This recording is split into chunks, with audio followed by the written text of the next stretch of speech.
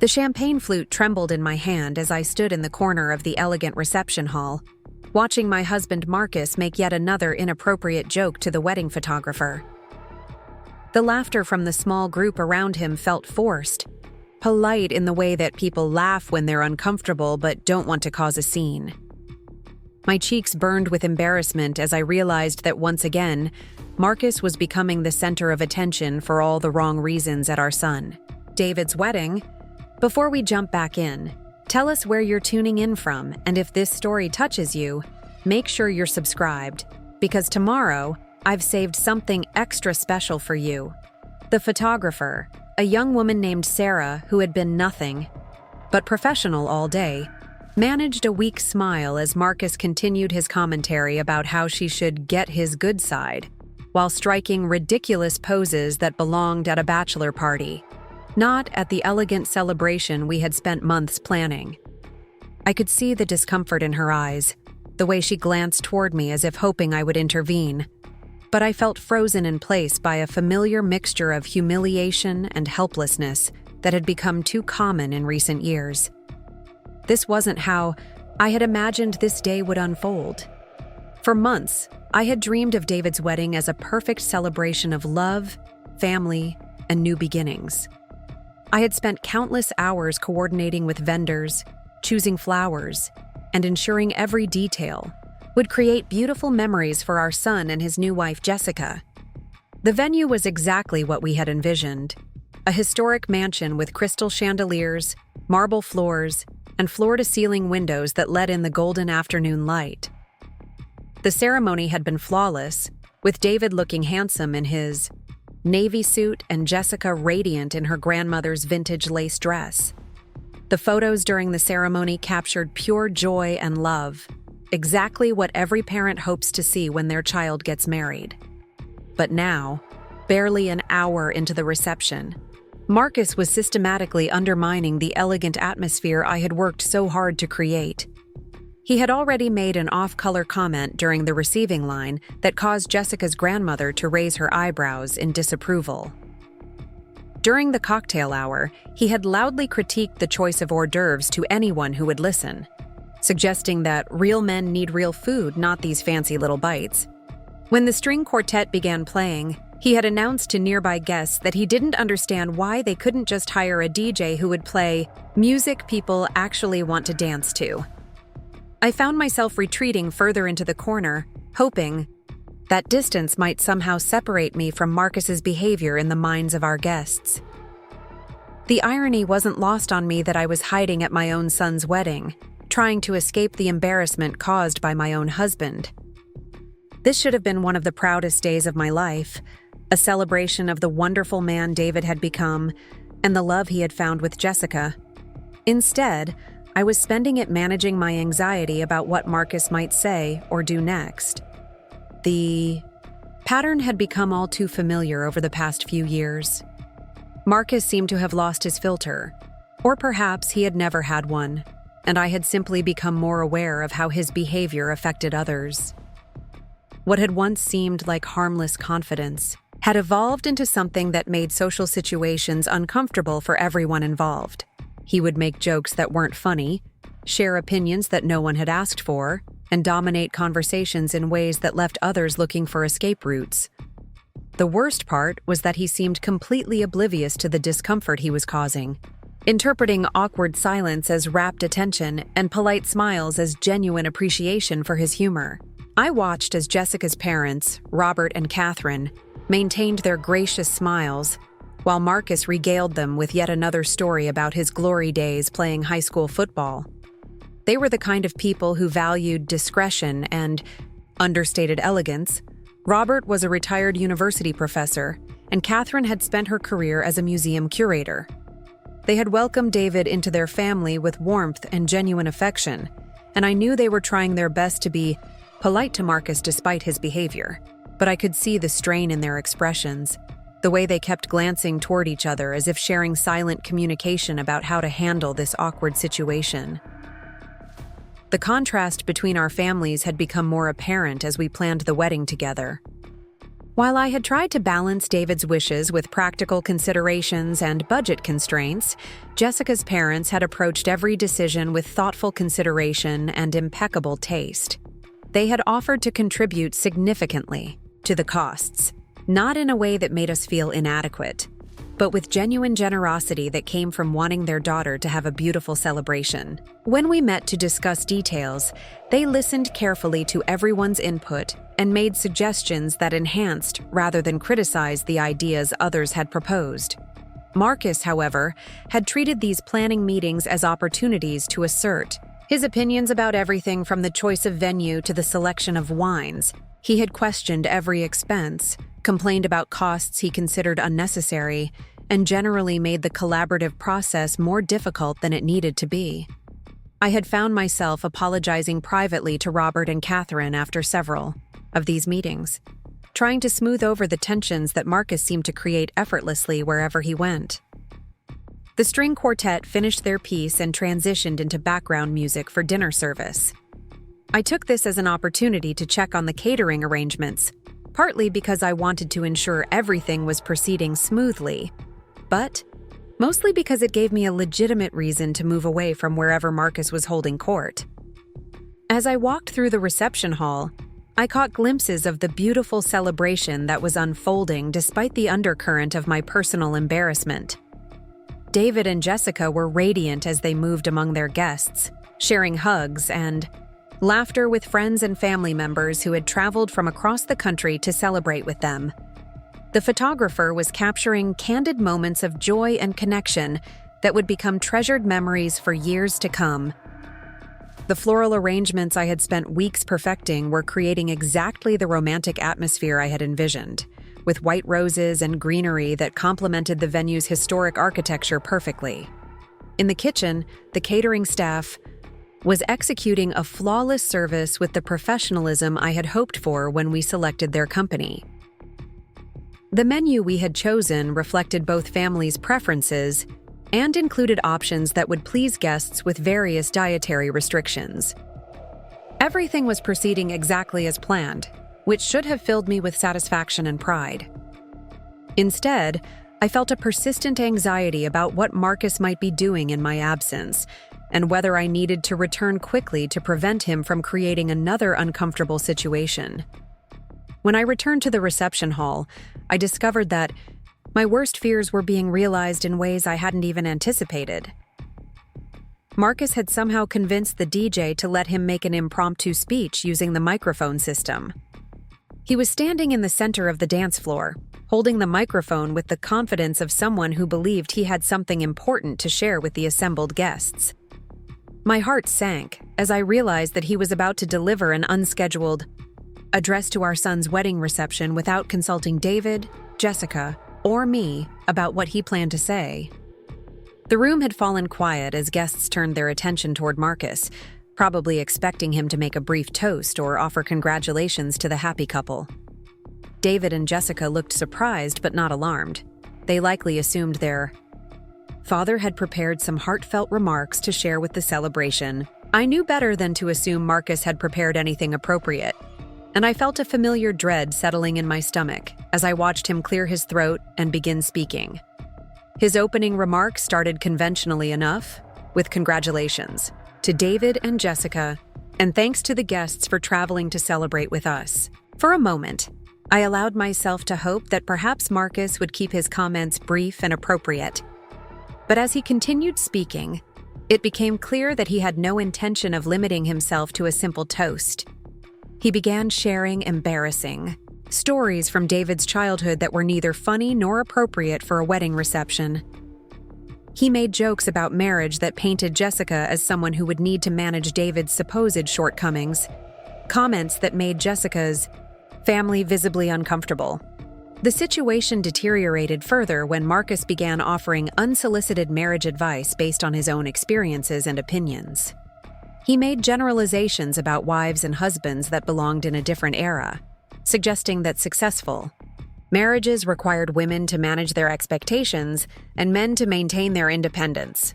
His comments were not only outdated, but also insulting to the intelligent, accomplished women in the audience, including Jessica herself, who had just completed her medical residency and was beginning her career as a pediatrician.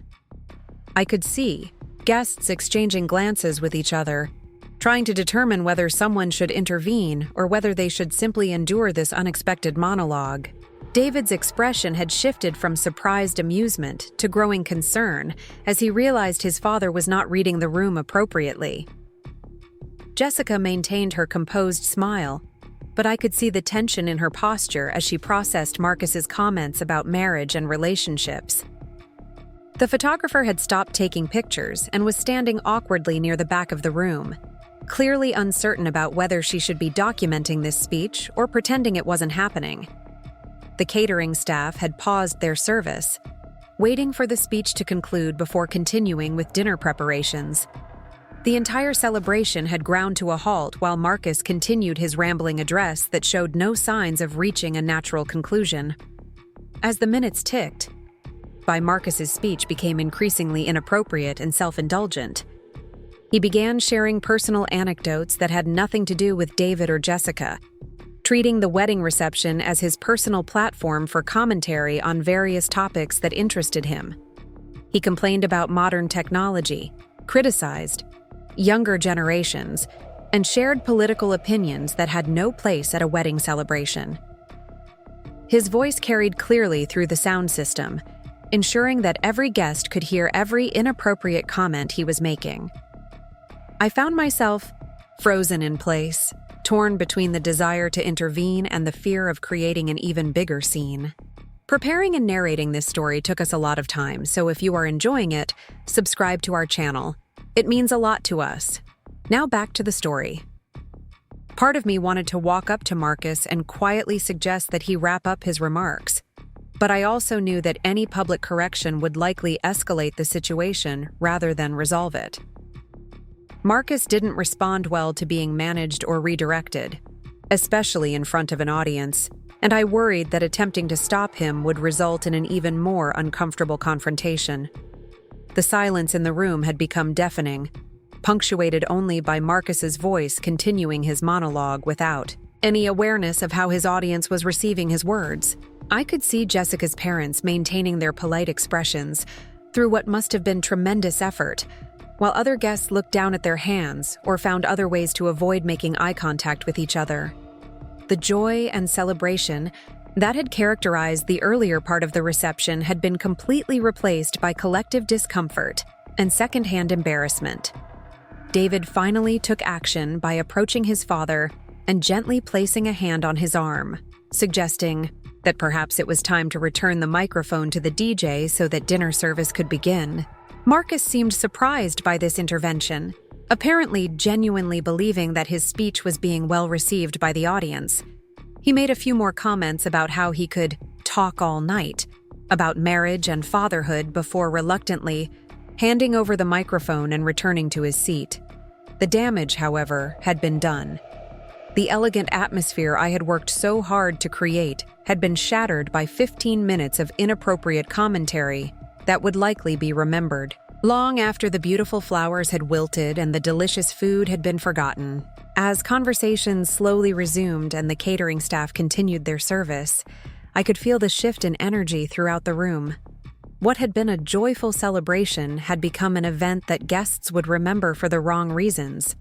I excused myself and headed toward the ladies' room, needing a few minutes to collect myself and process what had just happened. The bathroom was empty, giving me a moment of privacy to stare at my reflection in the mirror and try to understand how my son's wedding day had become another source of public embarrassment caused by my husband's behavior. My carefully applied makeup looked perfect, my dress was elegant and appropriate, but my eyes reflected the stress and humiliation I was feeling inside. The bathroom door opened and Catherine, Jessica's mother, entered with the kind of gentle expression that suggested she was checking on my well-being rather than simply needing to use the facilities. She approached me with the careful kindness of someone who understood that I was struggling with the situation but didn't want to make it worse by drawing too much attention to it. "These big family events can be overwhelming for everyone," she said softly, offering me a tissue even though I hadn't realized I was crying. David and Jessica look so happy, and that's what really matters. Her words were chosen carefully, to acknowledge what had happened without making me feel worse about it, and I was grateful for her diplomatic kindness. I thanked her for her understanding, though I wasn't sure what else to say about the situation. How could I explain that this wasn't an isolated incident, but rather the latest example of a pattern that had been developing for years?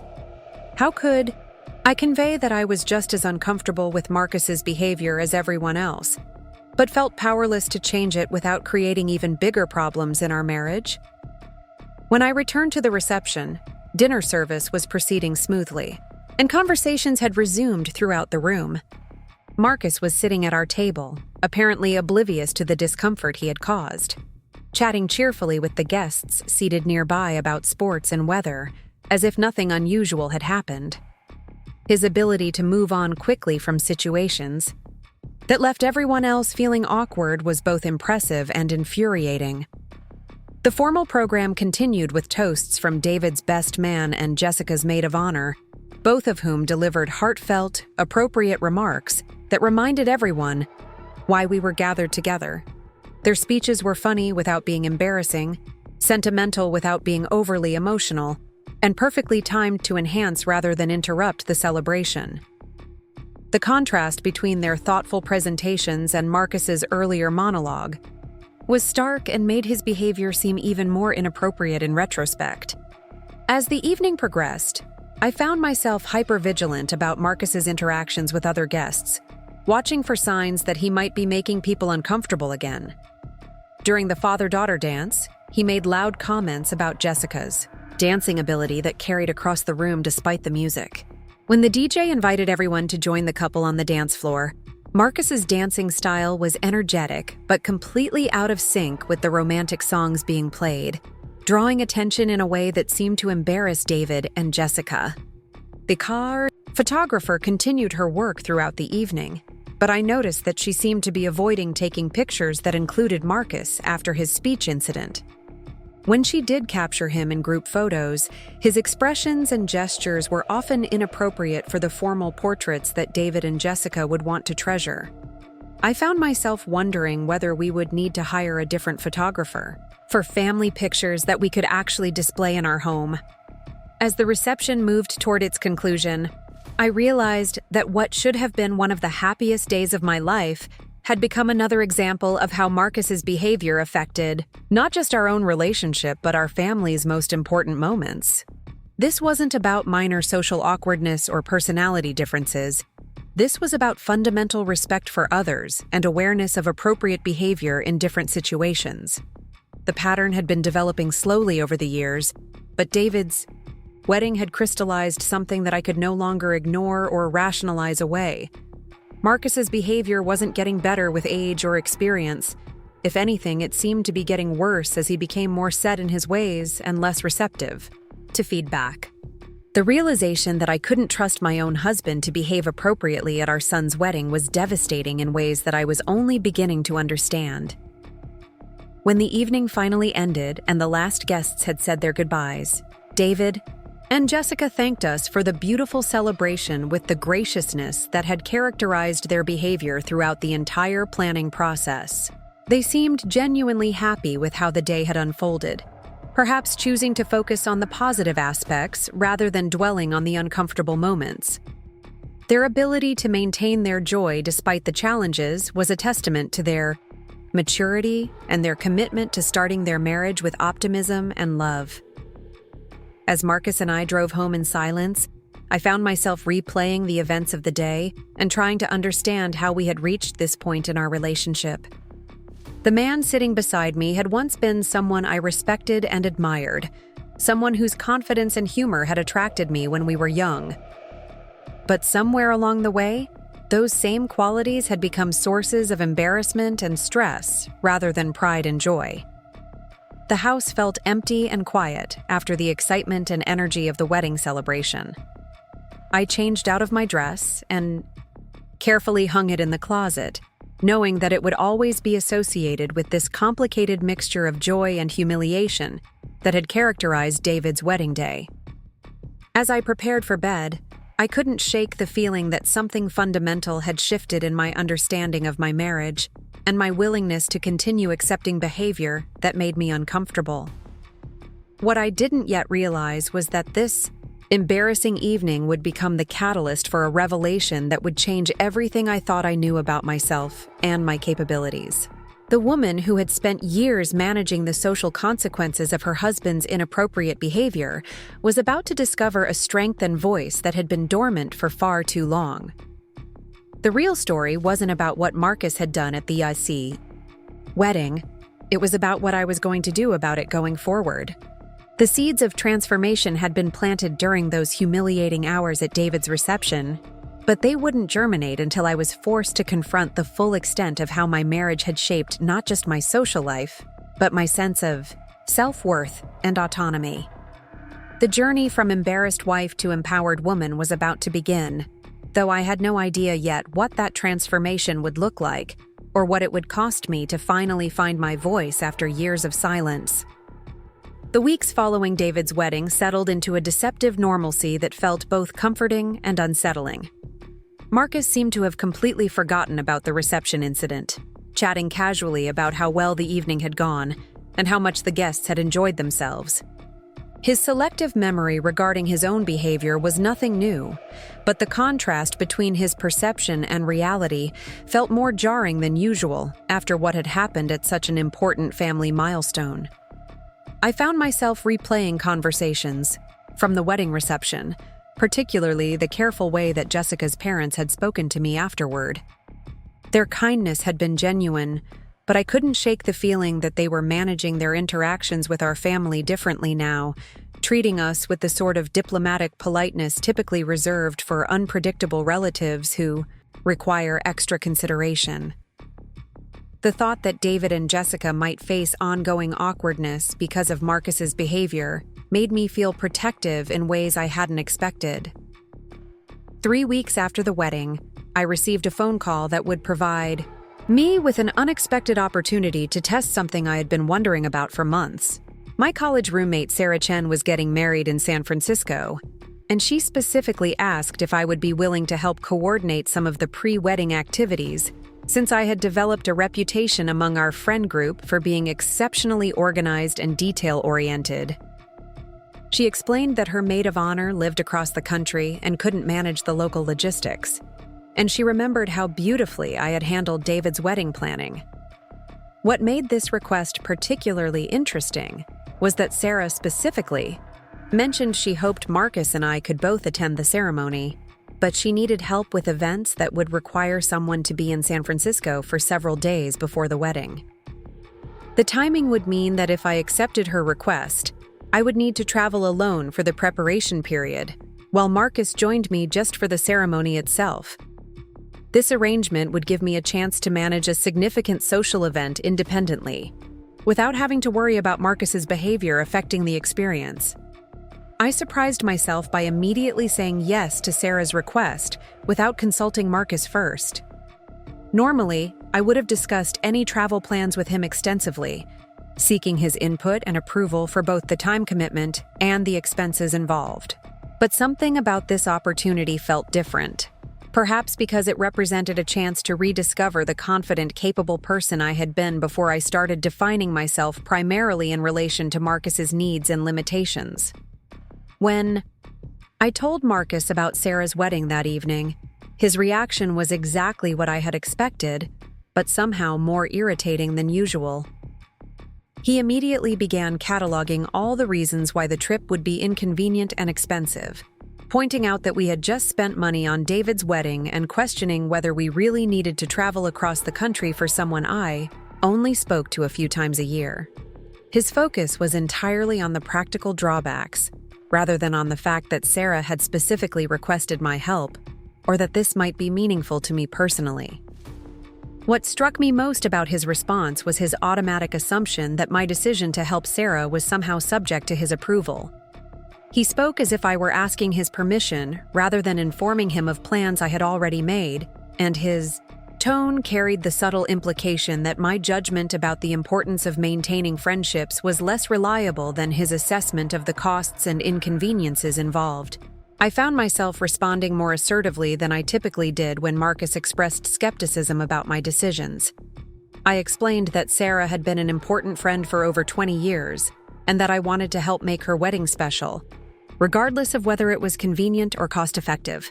I pointed out that I had vacation time available at work and that the expenses were manageable within our budget. Most importantly, I made it clear that I had already committed to helping Sarah and would not be changing my mind based on his objections. Marcus seemed surprised by my firmness, perhaps because I usually approached our disagreements by seeking compromise rather than simply stating my position and maintaining it regardless of his concerns. He continued arguing for several more minutes, but I found that his objections felt less compelling than they usually did. For the first time in recent memory, I was more interested in doing what felt right to me than in avoiding conflict with my husband. The conversation ended with Marcus grudgingly agreeing to attend the ceremony while continuing to express his opinion that the entire trip was an unnecessary expense and commitment. His reluctant consent felt less like a victory than like a reminder of how often I had allowed his disapproval to influence my decisions about activities and relationships that mattered to me. The realization that I needed his permission to maintain my own friendships was both sobering and motivating. Over the next few weeks, as I coordinated with Sarah about the wedding preparations, I began to remember aspects of myself that had been dormant for years. The logistics of organizing events in a city where I didn't live required research, creativity, and problem-solving skills that I genuinely enjoyed using. Sarah's trust in my abilities felt refreshing after months of being treated as someone whose judgment couldn't be relied upon without supervision and correction. The planning process also reminded me of how much I valued relationships that were based on mutual respect and appreciation rather than constant negotiation and management. Sarah consulted me about decisions, listened to my suggestions, and expressed genuine gratitude for my assistance. Our conversations felt collaborative and energizing rather than exhausting, and I realized how much I had missed feeling valued for my contributions rather than criticized for my limitations. As my departure date approached, Marcus's complaints about the trip became more frequent and pointed. He questioned whether I really needed to arrive in San Francisco 3 days before the ceremony, suggested that Sarah was taking advantage of my generosity, and implied that I was being irresponsible with both our money and my time. His criticism felt particularly frustrating because it was directed at qualities that I considered among my best: my loyalty to friends, my willingness to help others, and my attention to detail in important situations. The night before my flight, Marcus made one final attempt to convince me to shorten my trip or reduce my involvement in Sarah's wedding activities. He presented his arguments as practical concerns about expenses and time management, but I could hear the underlying message that my priorities were somehow inappropriate or misguided. For the first time in our marriage, I found myself completely uninterested in defending my decisions or seeking his approval for choices I had already made. I told Marcus that I was looking forward to the trip and that I hoped he would choose to focus on the positive aspects of celebrating Sarah's happiness rather than continuing to criticize my decision to help her. The conversation ended with an uncomfortable silence that felt different from our usual disagreements. Instead of feeling anxious about his disapproval, I felt a curious sense of detachment from his opinion about my plans. The flight to San Francisco gave me several hours to think about the changes I had been noticing in my reactions to Marcus's behavior. The woman who had felt powerless to prevent embarrassment at David's wedding was apparently capable of making independent decisions and maintaining them despite sustained criticism. The difference wasn't in Marcus's behavior, which remained predictably controlling and dismissive, but in my willingness to prioritize my own judgment over his preferences. Sarah met me at the airport with the kind of genuine enthusiasm that reminded me why our friendship had endured despite the geographical distance and the changes in our lives over the past 2 decades. During the drive to my hotel, she filled me in on the wedding preparations and expressed her relief that I would be helping to coordinate the various events. Her confidence in my abilities felt both familiar and foreign. like remembering a language I had once spoken fluently but hadn't used in years. The hotel Sarah had booked for me was in Union Square, within walking distance of several venues where we would be hosting pre-wedding events. My room had a view of the city skyline and felt like a private retreat where I could focus entirely on the tasks at hand without worrying about anyone else's opinions or needs. The independence was intoxicating, in ways I hadn't anticipated, and I realized how rarely I experienced complete autonomy over my time and attention. The first event I coordinated was a welcome dinner for out-of-town guests at a restaurant in North Beach. Sarah had chosen the venue but needed someone to manage the logistics of seating arrangements, dietary restrictions, and timing coordination with the restaurant staff. As I worked with the management team to finalize details, I found myself feeling confident and competent in ways that reminded me of my professional life, where my organizational skills were valued and respected. The dinner itself went smoothly, with guests arriving punctually and the restaurant staff executing the service flawlessly. I moved through the evening handling small issues and facilitating introductions between guests who didn't know each other, feeling useful and appreciated rather than anxious about potential problems. The contrast with David's wedding reception was striking. Instead of spending the evening managing embarrassment and damage control, I was actively contributing to a celebration that reflected careful planning and attention to detail. During the dinner, I had several conversations with Sarah's friends and family members who thanked me for helping to organize such a lovely event. Their appreciation felt genuine and specific, focused on actual contributions I had made rather than general politeness.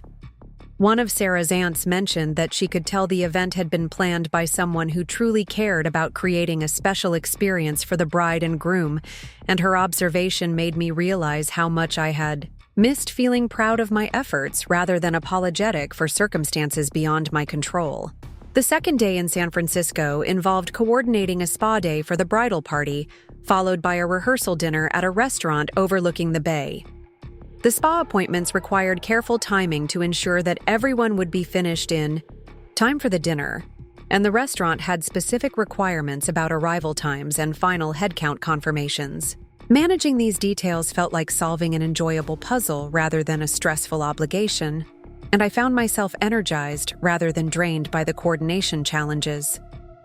During the spa day, I had extended conversations with several of the bridesmaids who were curious about my friendship with Sarah and impressed by my ability to manage complex logistics while maintaining a calm, cheerful demeanor. One of them mentioned that she wished she had someone like me to help coordinate her own wedding planning, and her comment made me realize that my organizational skills were genuinely valuable rather than simply neurotic perfectionism, as Marcus often implied. The rehearsal dinner presented the most complex coordination challenges, with guests arriving from multiple locations and the restaurant requiring precise timing for their service schedule. I spent the afternoon confirming arrival times, arranging transportation for elderly relatives, and working with the restaurant staff to ensure that dietary restrictions would be accommodated seamlessly.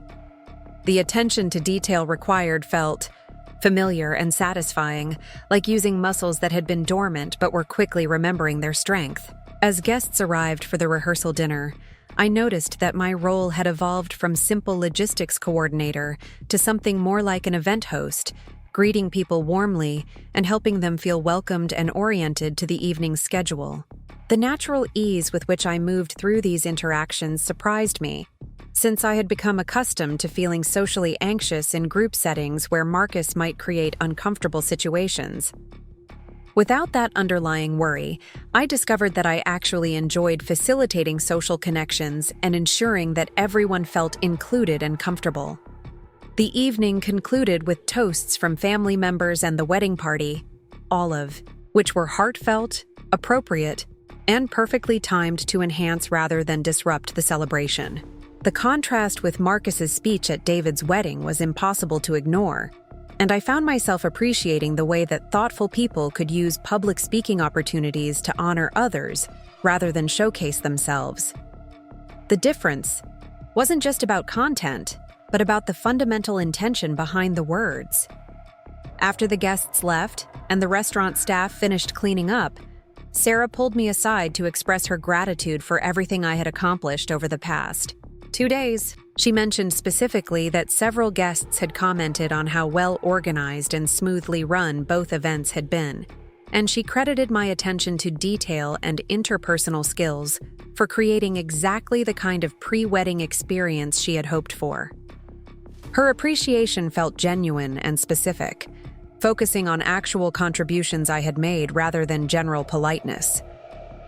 As I returned to my hotel room that evening, I realized that I felt more confident and capable than I had in months, perhaps years. The woman who had successfully coordinated multiple complex events was the same person who had felt helpless and embarrassed at her own son's wedding, but the difference in circumstances had revealed capabilities that I had forgotten I possessed. The absence of Marcus's criticism and interference had allowed me to remember who I was when I wasn't constantly managing someone else's behavior and its consequences.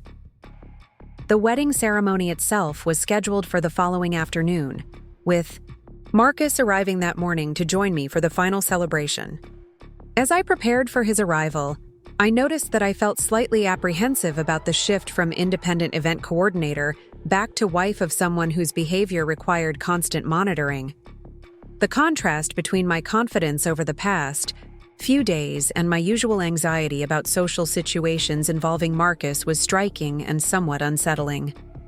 Marcus's flight arrived on schedule, and I met him at the airport with mixed feelings about transitioning from my autonomous role back to our typical dynamic. During the drive to the hotel, he asked perfunctory questions about the events I had coordinated, but seemed more interested in complaining about his flight delays and expressing his continued skepticism about the expense and time commitment involved in attending Sarah's wedding.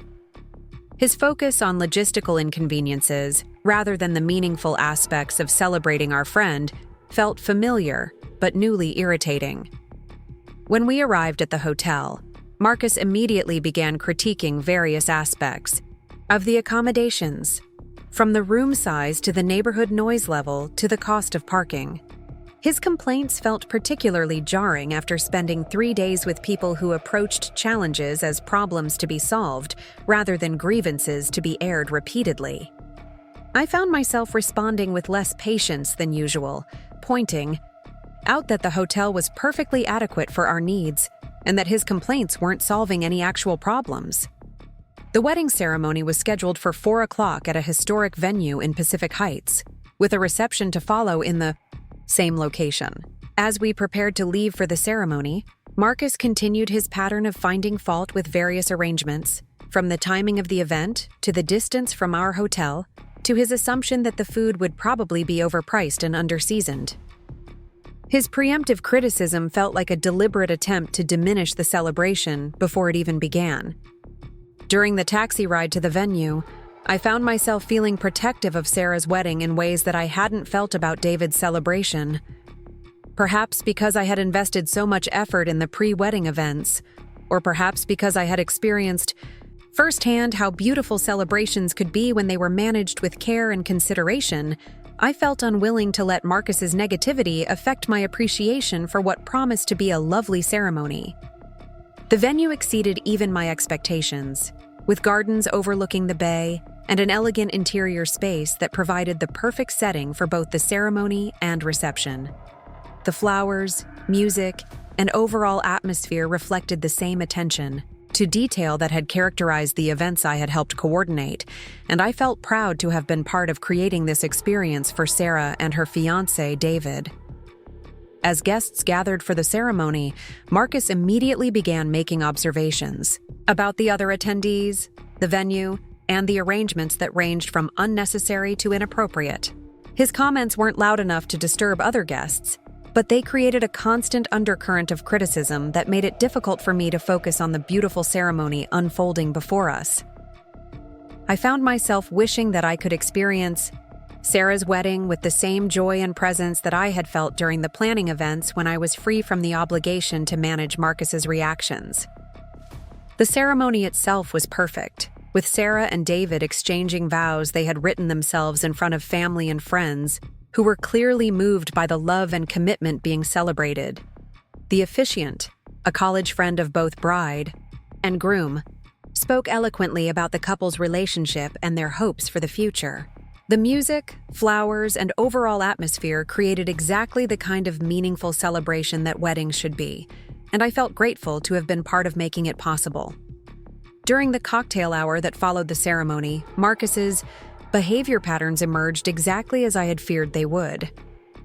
He made comments about the food that were unnecessarily critical, questioned the choice of music loud enough for other guests to hear, and generally approached the celebration as if he were a restaurant critic rather than a wedding guest. His attitude felt particularly inappropriate, given how much effort had gone into creating a beautiful experience for everyone present. The contrast between Marcus's behavior and that of other guests was stark and embarrassing. While everyone else seemed focused on celebrating Sarah and David's happiness, Marcus treated the reception as an opportunity to express his opinions about event planning, catering choices, and venue selection. His assumption that other people were interested in his critiques was both presumptuous and socially tone-deaf, creating uncomfortable moments for anyone within earshot of his commentary. As the reception progressed, I found myself employing familiar strategies to minimize the impact of Marcus's behavior on other guests and on my own experience of the celebration. I tried to steer him toward conversations with people who seemed more tolerant of his opinions, suggested that we move to different areas of the venue when his comments became too inappropriate for the current group, and generally worked to manage his social interactions in ways that would prevent the kind of embarrassment that had characterized David's wedding. The effort required to constantly monitor and modify Marcus's behavior was exhausting and prevented me from enjoying the celebration that I had worked so hard to help create. Instead of feeling proud of my contributions to the weekend's events and grateful for the opportunity to celebrate Sarah's happiness, I spent most of the reception feeling anxious about what Marcus might say or do next, and frustrated by my inability to simply enjoy the beautiful ceremony and party that surrounded us. During dinner, Marcus's complaints about the food became loud enough to be noticed by other guests at our table, including Sarah's elderly grandmother and several family friends who were clearly uncomfortable with his ongoing criticism. His insistence on sharing his opinions about everything from the seasoning to the service style created an awkward dynamic that made conversation difficult for everyone else at the table. I found myself apologizing quietly to other guests while trying to redirect Marcus's attention to more appropriate topics. The evening reached a particularly uncomfortable moment when Marcus decided to share his opinions about the wedding ceremony with a group that included Sarah's parents and several other family members. His comments weren't malicious, but they revealed a fundamental lack of appreciation for the thought and care that had gone into creating a meaningful celebration. He questioned various ceremonial choices as if they were mistakes rather than deliberate decisions that reflected the couple's values and preferences. Sarah's father, a retired diplomat who clearly valued tact and discretion, managed to redirect the conversation gracefully, but I could see the strain in his expression as he worked to maintain politeness in the face of Marcus's inappropriate commentary. The situation reminded me uncomfortably of Jessica's parents' efforts to manage Marcus's behavior at David's wedding, and I realized that this pattern of social awkwardness was becoming a defining characteristic of our attendance at important family celebrations. As the evening concluded and we prepared to return to our hotel, I felt a complex mixture of emotions about the weekend's experiences. The pre-wedding events had reminded me of capabilities and confidence that I had forgotten I possessed, while Marcus's behavior during the ceremony and reception had provided yet another example of how his social limitations affected not just our own relationship, but our interactions with others in important social contexts. The contrast between my independent coordination of the earlier events and my anxiety-filled management of Marcus's behavior during the ceremony created a stark illustration of how different my life could be under different circumstances. The woman who had successfully managed complex logistics and earned genuine appreciation from grateful friends was the same person who spent formal social events apologizing for her husband's inappropriate comments and working to minimize the embarrassment he caused. During the taxi ride back to the hotel, Marcus began his typical post-event analysis, sharing his opinions about various aspects of the celebration as if his critiques were valuable feedback rather than unnecessary criticism of choices that had already been made and executed successfully. His assumption that I was interested in his negative observations about Sarah's wedding felt particularly galling, given how much effort I had invested in helping to create a beautiful experience for our friends. For the first time in recent memory, I found myself completely uninterested in Marcus's post-event commentary. Instead of nodding politely or attempting to find some middle ground between his criticism and my appreciation for the celebration, I simply told him that I had enjoyed the wedding and was glad we had been able to participate in Sarah's special day. My lack of engagement with his complaints seemed to surprise him, but I felt no obligation to validate opinions that I found unnecessarily negative and inappropriate. As we prepared for bed in our hotel room, I reflected on the weekend's experiences and what they had revealed about both my capabilities and my marriage. The confidence and competence I had demonstrated during the pre-wedding planning stood in sharp contrast to the anxiety and frustration I felt when managing Marcus's behavior during social events. The difference wasn't in my abilities or circumstances, but in whether I was free to focus on positive contributions rather than damage control.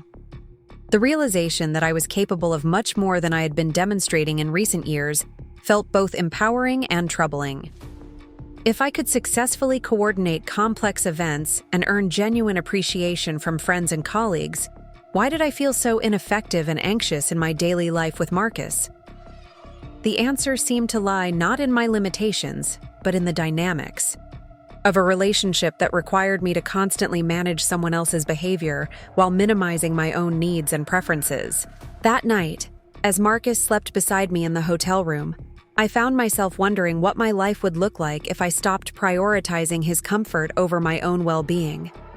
If I stopped accepting responsibility for managing his social behavior, and if I started making decisions based on my own judgment rather than his approval.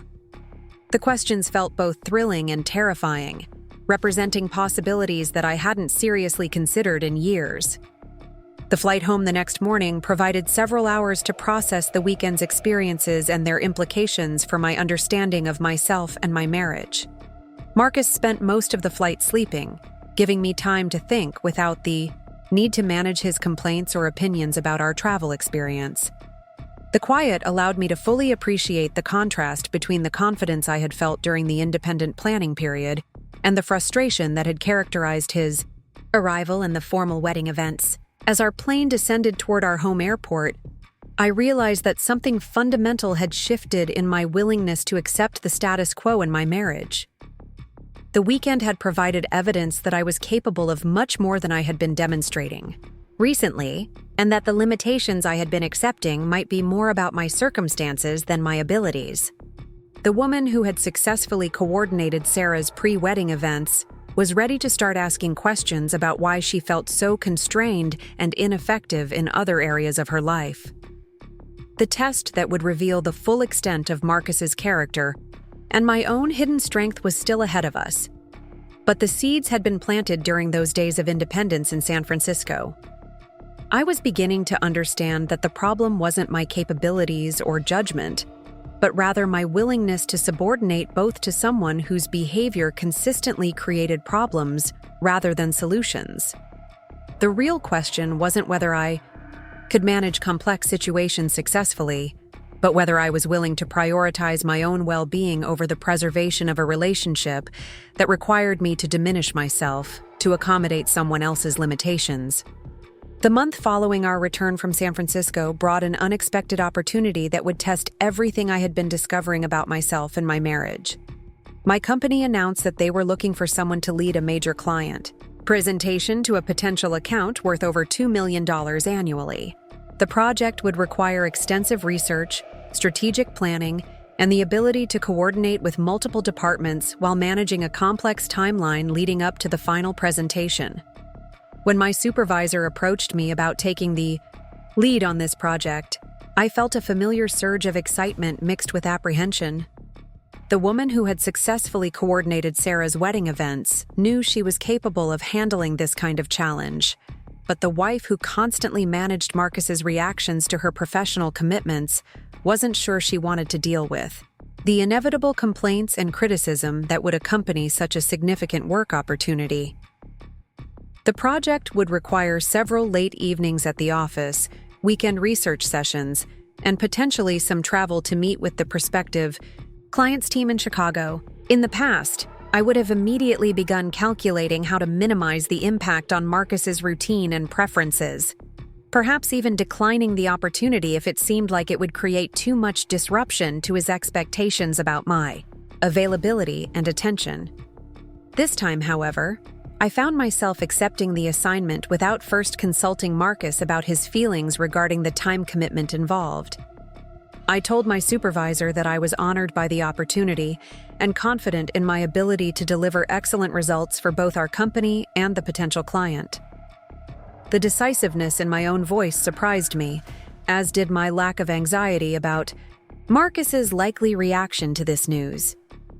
When I arrived home that evening and explained the project opportunity to Marcus, his response followed the predictable pattern I had grown to expect whenever my professional responsibilities expanded beyond his comfort zone. He immediately began cataloging all the ways that my increased work commitment would inconvenience him, from delayed dinners to reduced availability for his various needs and preferences. His focus was entirely on how my success might affect his routine rather than on the professional recognition and financial benefits the project could bring to our household. What felt different this time was my reaction to his complaints. Instead of immediately seeking ways to reassure him that my work commitment wouldn't significantly impact his life, I found myself explaining that this was an important opportunity for my career and that I expected his support rather than his criticism. The clarity of my position seemed to surprise both of us, since our usual dynamic involved me seeking his approval for professional decisions rather than simply informing him of choices I had already made. Marcus continued his objections for several more minutes, but I discovered that his complaints felt less compelling than they usually did. The woman who had felt energized and capable during the San Francisco trip was beginning to understand that his disapproval didn't need to determine my decisions about opportunities that mattered to me professionally.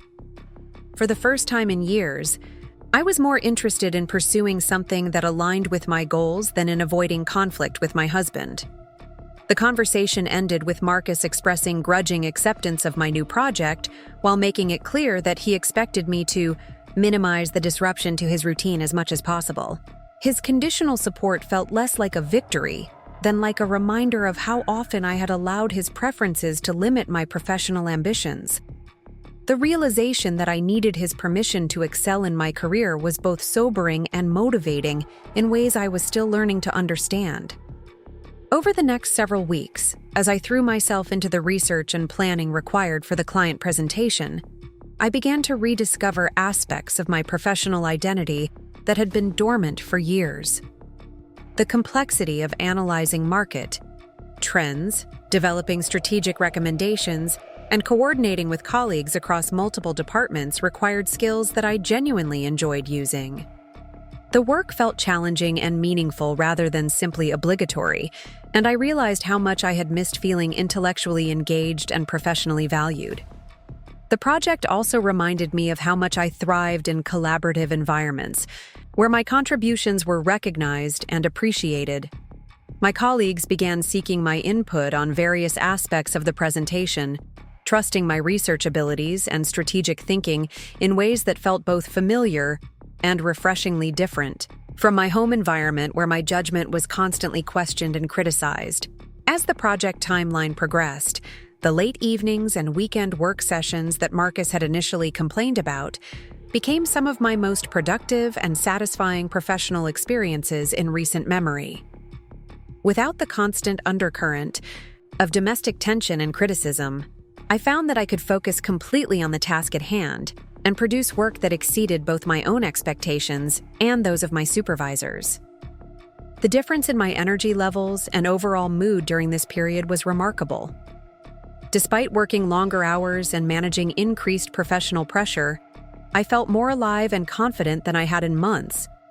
The woman who had felt drained and anxious after social events involving Marcus was discovering that challenging work and genuine collaboration could be energizing rather than exhausting when they weren't accompanied by domestic criticism and management. Marcus's complaints about my work schedule became more frequent and pointed as the presentation date approached.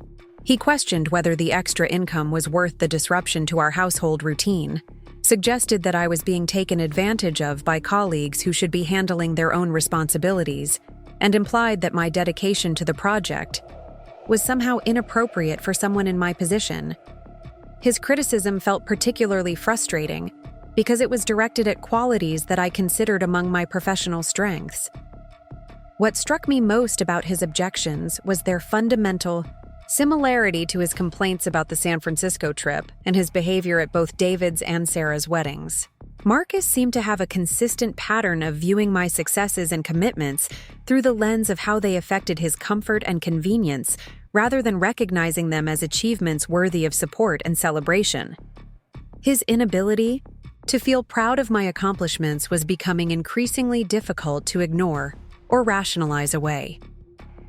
The week before the presentation, I received news that would provide an unexpected test of both my professional capabilities and my relationship dynamics. The potential client requested an additional meeting in Chicago to discuss some technical aspects of our proposal, and they specifically asked that I attend since I had been the primary researcher on several key components of their industry analysis. The meeting was scheduled for the day after our original presentation, which meant I would need to extend my business trip by an additional day. When I explained this development to Marcus, his reaction was more intense than I had anticipated. He accused me of prioritizing my career over our marriage, questioned whether the additional meeting was really necessary, and suggested that I was allowing my colleagues to take advantage of my willingness to travel for work. His assumption that I should decline the client's request rather than extend my trip felt both controlling and professionally irresponsible. For the first time in our marriage, I found myself completely uninterested in debating the merits of a professional decision with someone who had no understanding of the industry context or client relationship dynamics involved. I told Marcus that I would be attending both meetings because they were important for the project's success and for my professional reputation. My firmness about this decision felt both natural and slightly frightening, since it represented a level of independence that was new to our relationship dynamic. The business trip to Chicago exceeded my expectations in every possible way. The presentation went smoothly, with our team delivering exactly the kind of strategic analysis and creative solutions that the client had been seeking. My contributions were specifically acknowledged by both my colleagues and the client representatives, who praised the thoroughness of my research and the clarity of my recommendations. The professional recognition felt genuine and well-deserved, rather than polite or obligatory.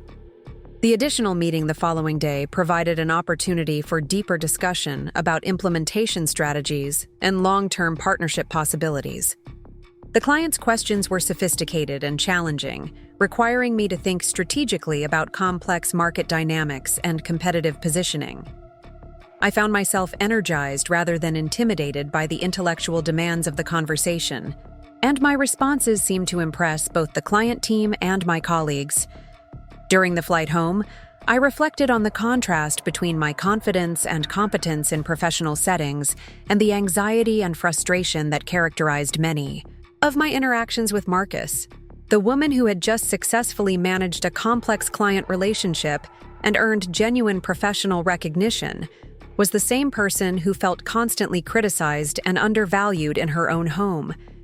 The difference wasn't in my abilities or circumstances, but in whether I was working with people who respected my contributions rather than constantly questioning my judgment. When I arrived home with news that our company had won the account and that my contributions had been specifically cited as a key factor in the client's decision, Marcus's response was predictably focused on the inconveniences rather than the achievements. He complained about having to manage household responsibilities during my absence, questioned whether the additional income would be worth the ongoing time commitment the account would require, and generally treated my professional success as a problem to be managed rather than an accomplishment to be celebrated. His inability to feel proud of my achievements or supportive of my professional growth was becoming impossible to ignore. The contrast between his reaction and the genuine appreciation I had received from colleagues and clients highlighted just how different my life could be in environments where my contributions were valued rather than criticized. The realization that my own husband was less supportive of my success than virtual strangers in professional settings was both painful and illuminating.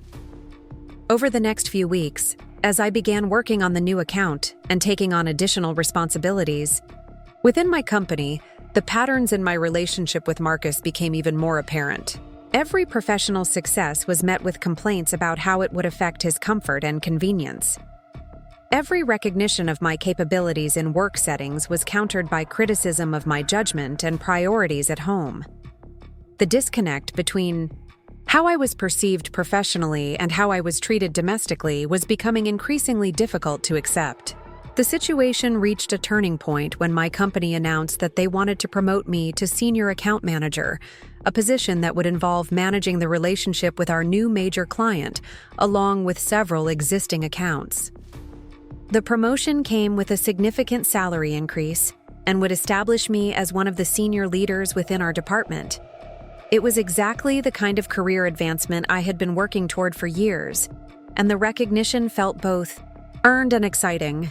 When I shared the promotion news with Marcus, his reaction was more negative than I had anticipated, even given his established pattern of responding poorly to my professional successes.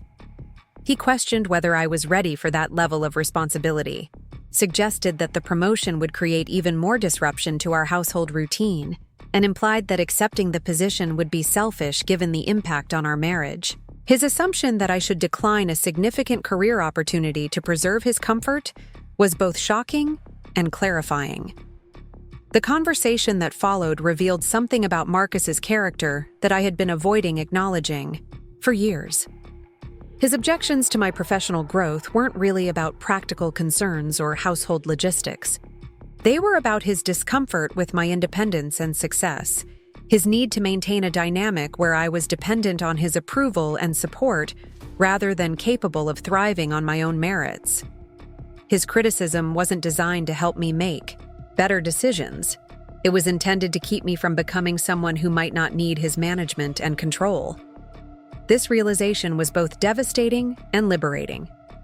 The woman I had been becoming through my professional successes and independent experiences was threatening to someone who preferred me uncertain and dependent rather than confident and capable. Marcus wasn't supporting my growth because my growth represented a challenge to the relationship dynamic that gave him authority and control over my choices and self-perception. I accepted the promotion without further discussion with Marcus, informing him of my decision rather than seeking his approval or trying to address his objections. The position would require some additional travel and longer work hours during busy periods, but it also represented recognition of my abilities and potential for continued growth within the company. For the first time in years, I was prioritizing my own professional development over my husband's comfort with my level of independence. Marcus's reaction to my acceptance of the promotion was intense and revealing. He accused me of changing into someone he didn't recognize, questioned my priorities and values, and suggested that my recent professional focus was damaging our marriage. His complaints felt familiar but also desperate, as if he could sense that something fundamental was shifting in our relationship dynamic, and he was trying to reassert control before it was too late. What I found most telling about his criticism was its focus on my character and motivations, rather than on any specific behaviors or decisions. He wasn't objecting to particular aspects of my work schedule or professional commitments. He was objecting to the confidence and independence that my professional success was helping me rediscover. His discomfort was with who I was becoming, rather than with what I was doing, and that distinction was important in ways I was only beginning to understand. The new position required me to attend a week-long training program at our company's headquarters in Denver, where I would learn about advanced account management strategies and meet with senior leaders from across the organization. The program was designed for high-potential employees and represented exactly the kind of professional development opportunity that could accelerate my career trajectory.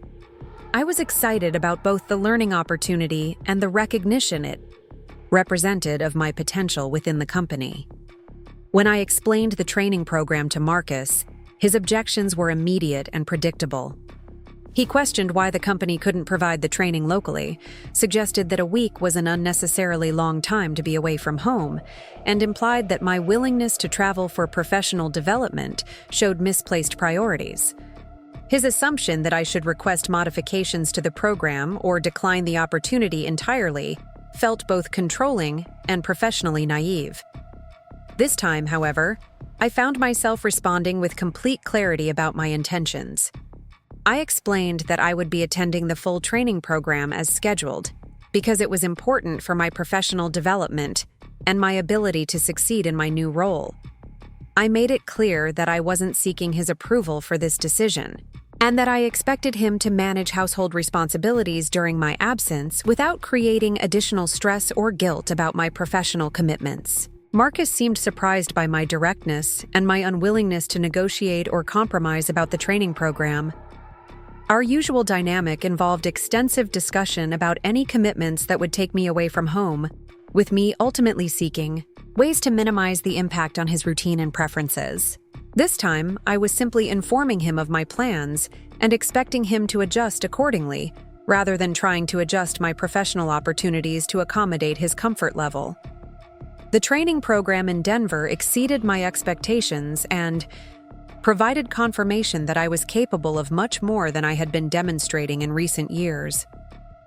The other participants were accomplished professionals from across the country, and I found that my contributions to discussions and group exercises were valued and respected by both my peers and the program facilitators. The week felt like an intensive course in remembering my own capabilities and potential. The program also provided an opportunity to network with colleagues who shared similar professional goals and challenges. The conversations I had with other participants reminded me of how energizing it could be to interact with people who were focused on growth and achievement, rather than constantly questioning and criticizing each other's decisions. The contrast with my home environment was striking and somewhat painful to acknowledge. During the evenings in Denver, when I had time to reflect on the day's learning and experiences, I found myself thinking seriously about the trajectory of my marriage and whether it was compatible with the person I was becoming through my professional growth. The woman who was thriving in challenging work environments and earning recognition for her capabilities was feeling increasingly constrained by a relationship that seemed to require her to diminish herself to maintain domestic peace. The question wasn't whether I loved Marcus or valued our shared history together. The question was whether our marriage could accommodate my growth and independence, or whether it required me to remain in a version of myself that felt increasingly inauthentic and limiting. The realization that these might be incompatible was both frightening and clarifying in ways I wasn't sure I was ready to fully confront. When I returned from Denver with new skills, expanded professional networks, and increased confidence in my capabilities, Marcus's reaction confirmed what I had been beginning to understand about our relationship dynamic. Instead of showing interest in what I had learned or pride in my professional development, he focused on how my absence had inconvenienced him and expressed skepticism about whether the training would actually benefit my work performance. His inability to celebrate my achievements or support my growth was no longer something I could rationalize as protective concern or practical skepticism. It was becoming clear that Marcus was more comfortable with me when I was uncertain and dependent, rather than confident and capable. His criticism wasn't designed to help me improve.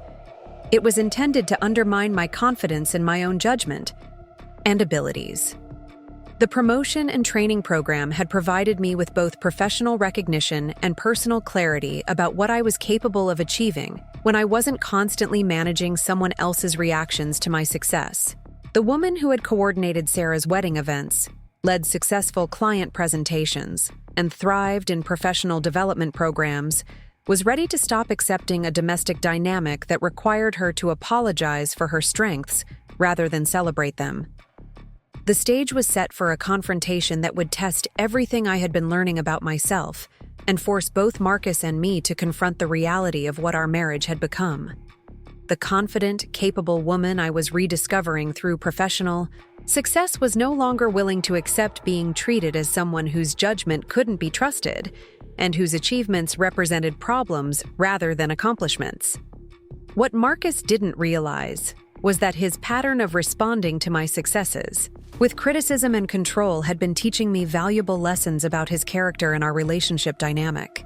Every complaint about my professional growth, every attempt to limit my independence, and every criticism of my capabilities had been showing me exactly who he was when he thought I needed his approval and support.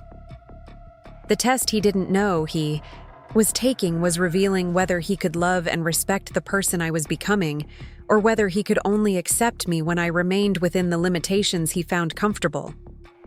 The woman who had felt powerless and embarrassed at David's wedding was preparing to demonstrate exactly how much strength and capability she had been hiding, not just from Marcus, but from herself. The revelation that would change everything was approaching, but it wouldn't be about hidden wealth or secret achievements. It would be about the power of finally refusing to diminish yourself to accommodate someone else's need for control, and the strength that comes from choosing your own worth over someone else's comfort.